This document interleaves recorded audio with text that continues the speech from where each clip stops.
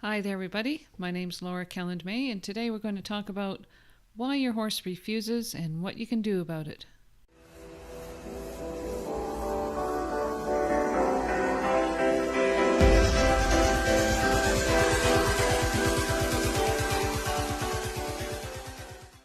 All right, everybody. My name's Laura Kelland-May, and I'm here to help you out with what you should do if your horse refuses.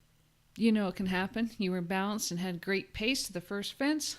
You hit your spot, continue on to the second fence. Unfortunately, the horse maybe had a different idea. Are these things that reasons why the horse may not have gone over that jump? Instead of neatly tucking up his legs or her legs to complete the jump, she veered around the jump, sending you sideways almost into the jump. Has that ever happened to you? I know it's happened to me.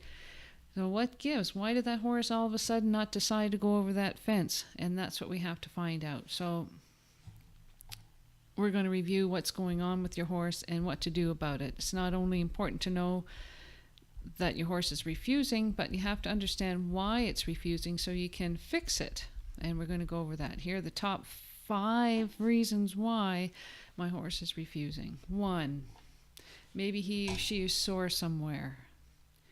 Maybe hooves, legs, back, maybe your saddle's pinching, maybe the mouth is sore. This means that you have to do some investigation. It may even require a visit from the vet. Maybe you're interfering with the horse somehow, getting left behind, pulling on the mouth, getting too far ahead. That means you're going to need to get some professional help with your riding position to get and stay with the horse. Number 3, maybe the horse doesn't feel comfortable jumping what you're asking him to jump. The jumps are too high, too scary, but tougher combination or tricky situations that the horse isn't used to doing. So when that happens, they often refuse. Or maybe you're not committed to going over the jump, and that's something you're going to have to deal with as well. Or maybe it's a combination of some or all of the above. You have to figure all those things out. So what do you do if your horse is sore? If you think the horse is sore, it may be a good idea to get professional to look at it. This means calling in the vet or your trainer to come in to see if your horse's back is sore, if its legs are sore, if its mouth is sore, if it's sore somewhere. Even get the farrier to take a look at it. Maybe the horse has an abscess or something, or maybe it's something that you just can't see, and the vet is going to have to take a look at it for you. And if it's you, every time you took a step and you were sore somewhere, you wouldn't be wanting to jump or go over a jump or jump off of something or jump over something. So you have to think of that the horse is a living, feeling creature, so you can't ask it to jump when it's sore or sore somewhere. So best to get a professional to help you out. Once you rule out soreness, then we can move on to something else. But ruling out soreness with the horse is one thing you're going to have to deal with. Think about the saddle's fit. The horse may buck because the saddle is pinching it somewhere or slapping on its back, causing the horse to be sore. Make sure your saddle's fit properly, and this also means that you're going to need to get somebody to help you. If you're not familiar with it, get somebody to help you figure out if that saddle's fitting properly. When you're looking over your horse, check for heat, pain, and swelling. These are the 3 simple things that you can do to look at your horse to see if it's sore somewhere. The area that's sore is going to be hot, going to be painful. If you touch it, the horse is going to react to it, and it's going to be swollen. Heat, pain, and swelling. Take a look at your horse. Does it have a sore leg? Does it have a sore back? Does it have a sore hoof? Or is its mouth sore? Take a really good look at it and investigate if it's sore somewhere. After ruling that out, we can move forward into other things. Is your horse uncomfortable? Going beyond sore, is it uncomfortable? Is it not happy or trained, doesn't have the right training, the basic training to go over those jumps? This is called overfacing.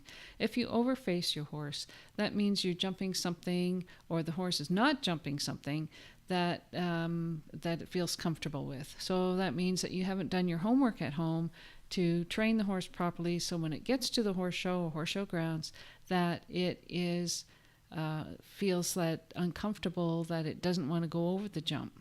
Is the jump bigger, more complex, scarier, have more flowers, maybe a water or liver pool, and that horse doesn't feel comfortable jumping that? What you're going to have to do with this horse is build jumps at home that are going to be similar to the ones you see at a horse show. So build jump with boxes, flowers, trees, gates, hay bales. You get the picture. Design your training riding program so that it does include complex situations that you would find at your horse show. Another reason why your horse may refuse is because you as the rider aren't committed to going over that jump. Maybe you're afraid to go over that jump. Maybe you are overfaced and you are meeting jumps that are more complex, higher, a little bit different than what you've done at home. So the same thing holds true for you. You have to get in there and establish your training program so that you are comfortable jumping the same complexity of jumps that you will find at a horse show. Don't be afraid to challenge yourself and make sure that you're breathing and your breathing is going properly so that you can get to the jump and over the jump and onto the other side of the jump. The other thing is that maybe it's a combination of all of these things. Maybe your horse is sore somewhere because you got left behind and then he doesn't feel comfortable and neither do you feel comfortable. So it could be a domino effect of all these things building themselves up together. My name is Laura Kelland-May. Subscribe, like, and comment on these videos. All right, so there you have it. A few things that may cause your horse to refuse. Stay tuned and then you'll learn exactly what to do when your horse refuses and how to ride it. Thanks now. Bye-bye. See you later.